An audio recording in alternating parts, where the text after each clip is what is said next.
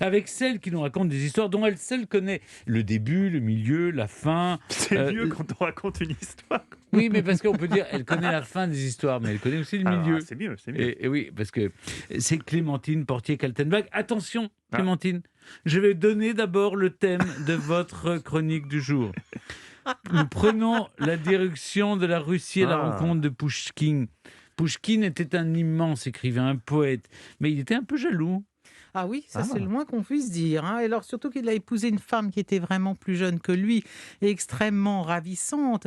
En février 1831, la ravissante Natalia Goncharova, une jeune fille merveilleuse, mais aussi très coquette et très exigeante.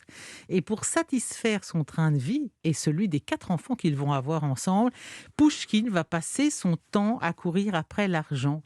Et ça le rend, c'est très pénible pour lui parce que d'abord, il est dépendant du tsar, il a besoin d'être pensionné. Or, dans ses œuvres, il conteste l'autoritarisme et l'absolutisme du tsar. Et par ailleurs, il sait également que sa jeune femme est au goût du tsar. Donc, ça le met dans une situation très humiliante de celui qui est l'obligé d'un tsar dont il conteste l'autoritarisme et dont il sait que sa femme, sa propre épouse, lui plaît. C'est très, très pas facile d'être un opposant nécessiteux, en somme, si vous voulez. Et à l'époque, malgré l'interdiction légale, le duel est une pratique très courante dans l'aristocratie. On se bat sous les sous les prétextes les plus futiles. Et Pouchkine lui-même s'est très souvent battu en duel. Et il portait sur lui une sorte de canne en fer assez lourde. Alors, pas la canne pour administrer le supplice de Laroue dont je vous ai parlé un jour, mais pour se muscler le bras, en fait. Pour que mon bras se raffermisse et ne tremble pas au cas où je devrais tirer. Je me permets de prendre cet accent parce que Pouchkine parlait parfaitement le français, aussi bien que le russe, sa langue natale. Alors en 1823, par exemple, il provoque en duel un certain Zoubov. Vous vous souvenez de Zoubov? Ça devait être la famille de l'amant de Catherine II, le Zoubov, Platon Zoubov, qui avait 28 ans de moins qu'elle. Alors ce Zoubov-là, Pouchkine l'accuse d'avoir triché au jeu. Donc il le provoque en duel et il se retrouve. Imaginez la scène. Vous avez Zoubov avec son pistolet et en face, Pouchkine qui lui a un cornet de cerises. Il mange des cerises, il n'est pas armé, il mange des cerises, il crache les noyaux en direction de son adversaire, qui lui tire dessus, le loupe. Et Pouchkine, qui donc ne tire pas, puisqu'il a que ces cerises, qui lui dit « Ça va, vous êtes content, maintenant vous êtes satisfait ?» Vous voyez le panache du bonhomme. Ces thèmes du duel, de la jalousie, de l'humiliation sont très présents dans l'œuvre de Pouchkine, à tel point que dans une de ses œuvres principales, Eugène Onéguine, il prophétise très exactement ce qui va lui arriver à lui dans la réalité, parce que Eugène Onéguine, ce personnage, a un meilleur ami qui est un jeune poète qui s'appelle Lenski. Et un jour, Onéguine, par bravade, serre d'un peu trop près la fiancée de Lenski dans un bal. Lenski est furieux, ils se battent en duel et Lenski meurt. Et c'est très exactement ce qui va arriver à Pouchkine. Par le fait d'un Français d'ailleurs, c'est un petit peu dommage cette histoire-là, mais c'est un jeune homme qui s'appelle le baron de Georges Dantès. Il a le nom d'un héros d'Alexandre Dumas. Et il est originaire d'Alsace, il arrive à Saint-Pétersbourg en 1833 et il est adopté par un certain baron von Eckeren qui est ambassadeur de Hollande.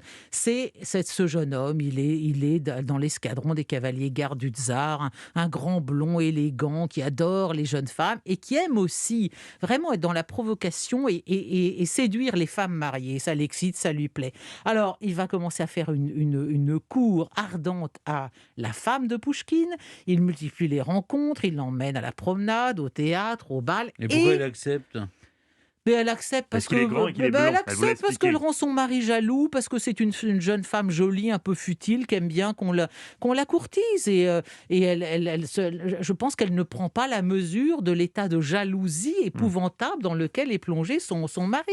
Et à tel point que d'abord ils dansent à un bal chez la comtesse Volkonski, la princesse Volkonski.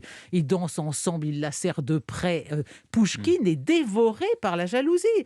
Et alors en plus cette cour commence à faire jaser. Et un jour, Pouchkine reçoit une lettre anonyme où il est nommé à l'unanimité coadjuteur du grand maître de l'ordre des cocus. Ça fait plaisir. Et en plus, là, dans la lettre en question, on explique que sa jeune femme a aussi une liaison avec le tsar. Donc il est furieux. Il écrit une lettre injurieuse à Dantès.